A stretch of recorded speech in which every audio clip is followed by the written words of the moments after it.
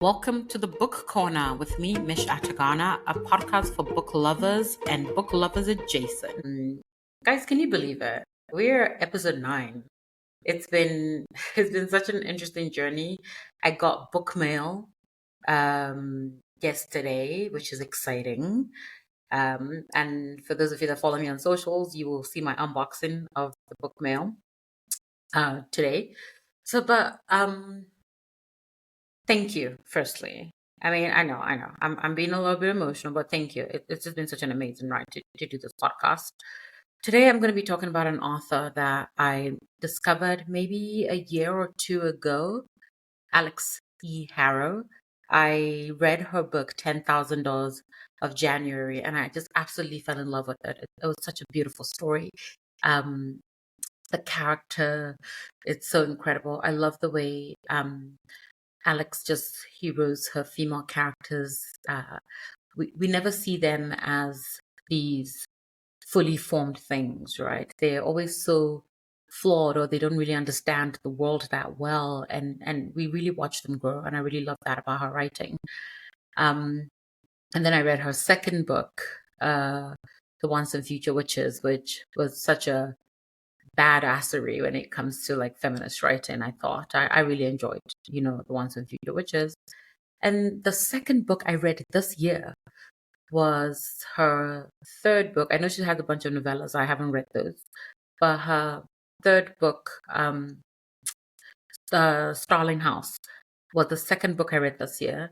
I was at the airport. I want to say was it Toronto or Edmonton? I can't remember which Canadian airport I was at the beginning of the year, and I just finished reading A Darker Shade of Magic, and I was looking for the second book, but they didn't have it.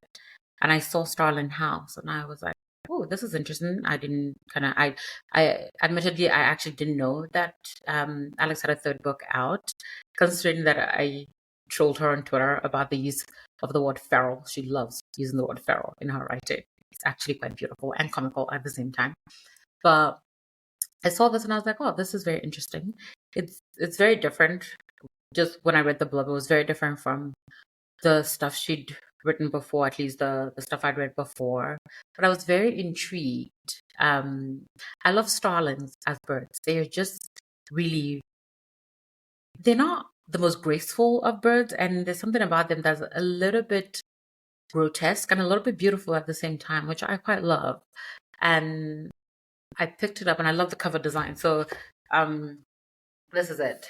Um, Starling House. I love the cover design, and apparently was a Witherspoon Book Club book. I did not know that, and I think I followed that page on Instagram. But um, my like the thing that really sold me, aside from the fact that I love Alex's writing, was Opal is a lot of things. Often high school dropout, full-time cynic, and part-time cashier. But above all, she's determined to find a better life for her younger brother Jasper. And I really love that. Like, we begin with the fact that this girl has got a lot of things going in the wrong direction, but she loves her little brother, and her mission in life is to make his life better. And I love that. Absolutely love that. Any of you that follow me on social media will know that my favorite person in the entire world is my little sister. She is the love of my life, the light of my world. And I will forever be batting in her corner, forever fighting for her, forever. I will burn down the world for her, essentially. And when I read that, I felt very akin to Opal. So I picked up this book, got on my flight, kind of was like, chill. I'll get to it. I'll put it on my TBR for January, and I'll get to it. And then I went on a trip to Jamaica, I think maybe 2 or 3 days after this purchase. And it was going to be a very relaxing, sleeping trip. It'd been a long year. I was exhausted from 2023. And I just wanted my first few days of the new year to just be relaxing and doing very little, but, eating, swimming, having nice drinks. And one of the days I think I'd woken up and I was sitting by the pool, and I was just like, oh, I've done a lot of sleeping. I've done a lot of like chilling. What should I do? And I was like, let me go pick up that book. And I went to my room, grabbed the book, and I started reading while I was in my room. And I was just like, whoa, what is this? And I love the story and the way it takes off. I think I read this book in a day because all I did, I read um, on drives to sightseeing. I read by the beach. I read in my room. I read at dinner. I read at breakfast. Wherever I could read, I read. Um, and one of the things that I loved was just no one in the story is innocent when it begins, right? We don't begin with innocence. We begin with a lot of pain and a lot of trauma. We begin with loss. We've got a character who is a minor herself, but she's not taking on the responsibility of taking care of her younger brother. She's evading and lying to social services so they don't separate them and kind of put them in foster care. She's dropped out of high school, so she's got a job to take care of her brother. They live in a motel room, which they lived in with their mother until her passing, which was a tragic thing that happened. And she has dreams about a house. So there's a house, a big house in this small town of Eden, where it is possibly the most conservative little swampy town, in Eden, Kentucky. The town folks are not very nice people. They are gossipy people. They will tell your story five different ways to Sunday in a way that it didn't happen. And she and her brother are often topics of gossip and, at the mercy of Christian kindness, in the way people in those kind of town give it. But she keeps dreaming about this house. And this house, again, the center of gossip in this town. The people who live in this town don't know the people that live in this house. All they know is this is Starling House, built by Eleanor Starling, who was a one-time author of a Gothic children's book that has a very interesting mirror to a very dark, dark version of Alice in Wonderland, if you will. Um, and uh, she's been dreaming about this house. She doesn't know why, but she's dreaming about this house. So she's walking back home from her job. I want to say it's at the hardware store or some general store or some store like that. And she's standing in front of the gate, drawn to the house as one does. And then she pricks like her finger on the gate, on this kind of wrought iron gate. And out of nowhere, the current occupant of the house, Arthur Starling, like almost like manifests at the gate. And he looks at her in his creepiest, most, scariest voice and tells her to like go away and never come back, like run. And then he like looks at the gate and her blood that was dripping from her cut or whatever is like vanished. So the gate is like, I don't know, kind of licked up her blood. And which kind of sets us scene to like, this house is a house that demands blood. So there's magic in the air when it comes to this house. This guy who she describes as very unfortunate is the caretaker of this house. They don't know what the owners of this house do. Groceries get delivered. When a Starling dies, another one comes, but they're not all related by blood. A Starling could be of any ethnicity, any gender, any country. They just show up and the deed and the title to the house just goes to them and no one really knows why. So Opal, down on her luck, uh, protagonist here decides that she needs to find out more. So she goes to this house and literally, this guy's like, "Why are you here?" The house lets her in. So usually, this, as we learn in the way the story is told, this house doesn't let anyone that isn't supposed to be there in the house. So there are only two. There's one key in and out of this house, but there are two ways to enter: with this one key, or through blood, or the price of blood. So somehow the house lets her in. Arthur's like, why is this girl back here? And I also like the stories told from both their point of view. So we experience things from her point of view, and we experience things from his point of view. And long and short is she ends up working cleaning for him. Her motivations there are twofold at the beginning. One, she just wants to learn more about this house because she's curious. This is a house that's haunted her dreams after all. But second, she's hoping she'll make enough money to send her brother, who, from what we're told, is a really super smart young man, to this really fancy private school. So she starts lying to everyone she knows. She's working at this house. The more she's cleaning, the more the house is changing.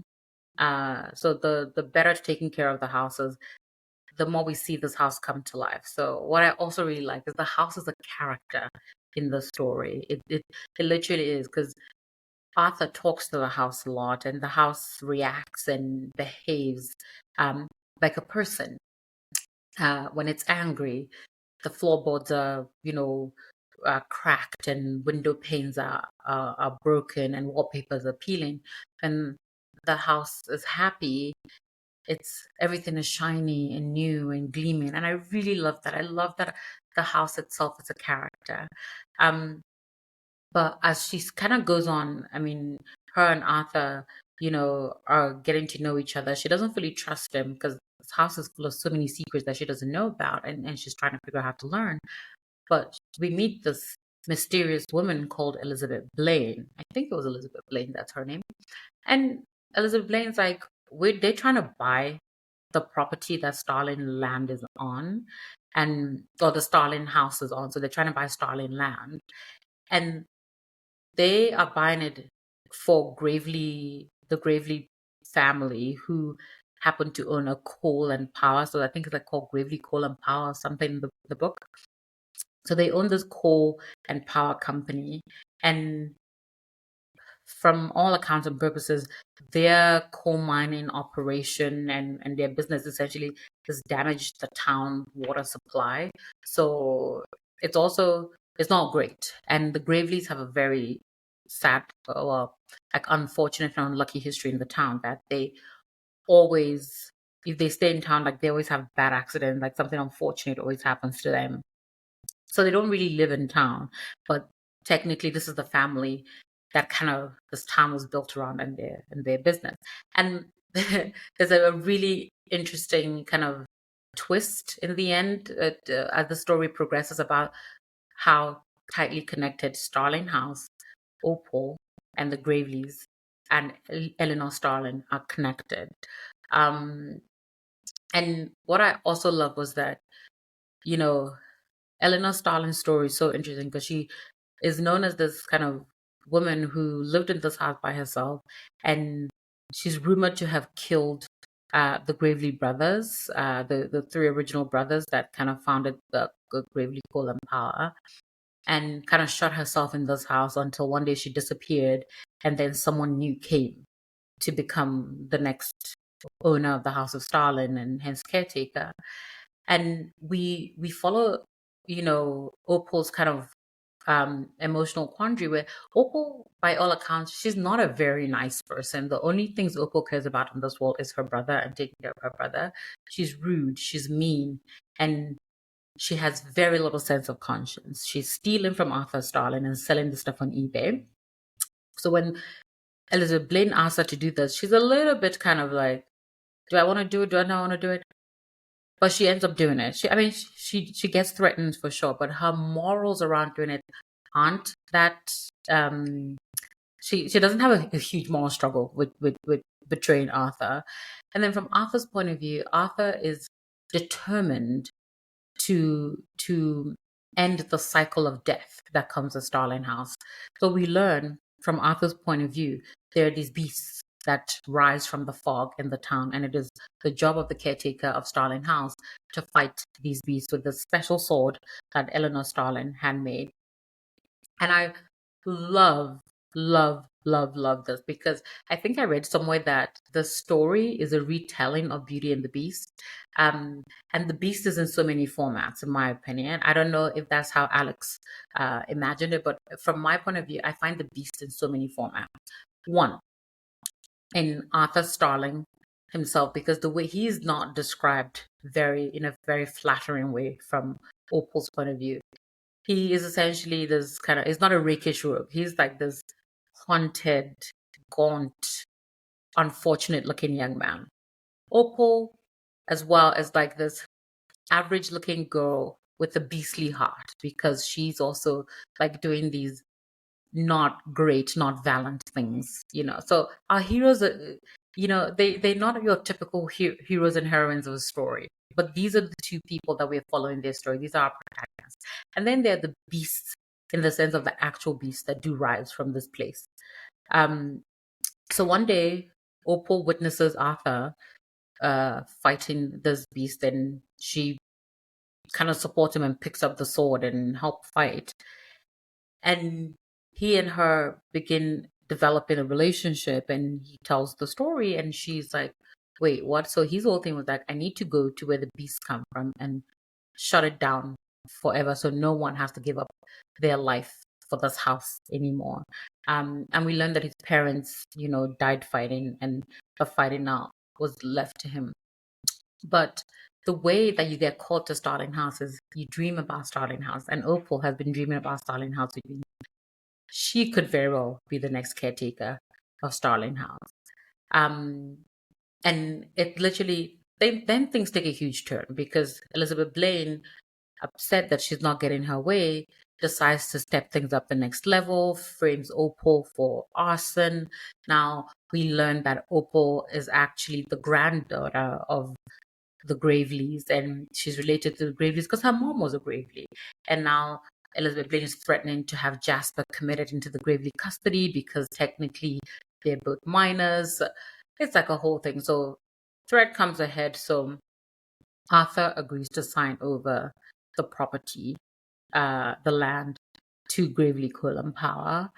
And Elizabeth Blaine is determined to go in this house because she's investigating phenomenon on these special metaphysical points in the world, and apparently Starling House has the most of this stuff. So we go deep into the heart of like our big battle, if you will. So Arthur, being trying to be a gallant man, he and Opal finally admit their feelings for each other, and he decides he's going to go fight the battle with this. He's going to go to the underland and go fight these beasts, so they never have to bother people again. And I believe that for me, there's some brilliant writing here in the way that the next kind of scenes take place, and the story unfolds. So I'm not going to go further more into kind of how the story unfolds here, but one of the things that I thought was so well told is, one, how we learn more about, Eleanor Starling, how we also confront ourselves, what makes a hero and what makes a villain, and when do villains turn to heroes, and when do heroes turn to villains, and are the stories we told, when we really examine them, are those stories being told from the perspective of the victors, as making the victors the heroes of the story? Or are we seeing the truth of what has happened? And how deep and far can our imagination allow our biggest fears to come to the world? And for me, that was so fascinating. Love that. I also, like, again, going back, I love that this house came to life because it was lonely. It too woke at the kind of departure of its original owner. The house woke, and in its waking, it called to the world for those who are lonely, who are homeless, who need a home, who need shelter, to come to it. In a way, providing them with the one thing they yearned for, so they could provide it with the one thing it yearned for, an occupant and a defender of its town. I thought that was just so incredible to see just how Alix weaved that storytelling of making the house itself a character in the story.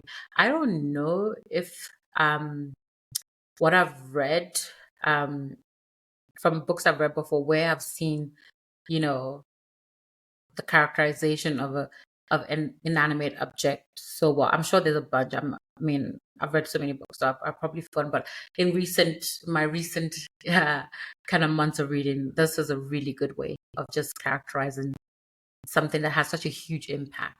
So you can in a way look at Starling House in this story, the house itself, as both a villain and protagonist. So it is both an antagonist and a protagonist in the story, and I think that was really, really cool. I also quite think that, the fact that they focused on the company's impact on the town, there's a lot of historical significance of how big companies have, damaged small towns and the livelihoods of people and a health point of view. So I thought that was really interesting. I love that inspiration. I think she's from Kentucky, so she probably drew a lot of inspiration from her personal life in some of that, in some of this as well. Um, I also really love that there's just so much secrets.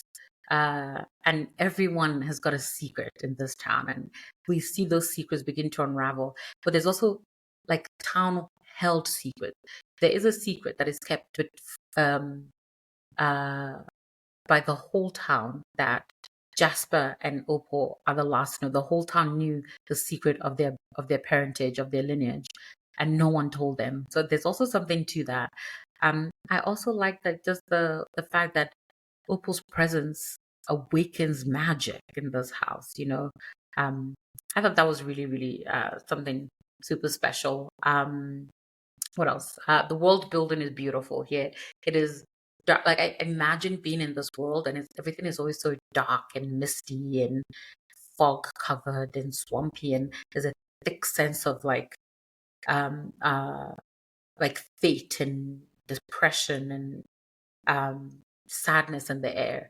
And even as the book ends, you can also see that shifting, where I imagine it getting, you know, brighter, a sense of summer, having fallen from a forever winter into this beautiful spring. I think that I love that she also really looks at the female strength, and just the Opal's journey about being a woman and finding her own inner power. I think is really, really strong. Exploitation and consent is also something that is really dealt with. Like, it's like this insidious sense. So when I talk about Eleanor's story, there's a lot of exploitation and lack of consent that goes into the way her story, when we kind of learn her backstory. Um, and this need for family to belong. Like I said, the house wanted a family, and the people that came to it wanted a home, So the sense of belonging, I thought, was just really beautiful and powerful. So, and yeah, it's really, it is a really fascinating story. I loved reading it. And I just, uh, it made me feel so immersed in a world that unfolded in slow paces. So the stakes are high, but they're not they're not death grip high. I mean, yeah, there's definitely some death involved, but they're not they're not death grip high. So I also love that we allow our characters almost a very natural pace to uncover what they uncover and learn what they learn. Yeah. So for me, there was no use of the word feral in this. I don't remember reading the word feral once, so that's exciting. I love reading Alix's work, and I look forward to her next. I know I've seen her posting a little bit on Instagram about um her upcoming book. So I'm excited to read it. I also love that she writes standalones. I am so like so exhausted with so many series. I mean, series are beautiful, and you guys know I love my duologies, and I love all these amazing trilogies that we're getting. But there's also something to knowing that I've read the story and it has concluded, and it was lovely, and it was hard, and it was sad, and beautiful, and there was pain, there were tears, there was laughter. I love that. There's something just so amazing about um a fantasy magical realism standalone book. Yeah. So Starling House is just one of those really kind of, it's an emotionally winding story to read. Yeah. I think the moral quandary of who is a hero and who's a villain, for me, that was well done. Top notch. Top notch. Well, thank you guys so much for joining me again on the book corner. I am so excited that you are following me on this journey. I really, really hope that you're, reading some of these books, because some of them are really, really good books. And I can't wait to catch you next week on our season finale. I wonder what book I'll do for our season finale.